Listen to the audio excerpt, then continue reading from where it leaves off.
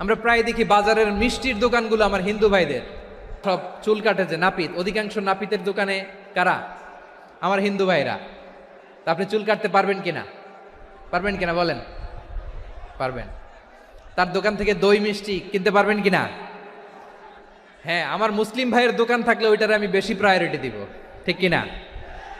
কিন্তু যদি তাদের সার্ভিস নিতে চান, প্রোডাক্ট নিতে চান, পারবেন। তার দলিল সহিহ বুখারী, আম্মা জান আয়েশা রাদিয়াল্লাহু তাআলা আনহা বলেন, ইশতারা রাসূলুল্লাহ সাল্লাল্লাহু আলাইহি ওয়াসাল্লাম মিন ইয়াহুদিয়িন তুআমান ওয়া রাহানাহু দিরআহু মিন হাদিদ।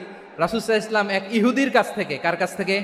নবী এক ইহুদির কাছ থেকে জব কিনেছিল, জব, বার্লি, যেটা দিয়ে রুটি বানায়।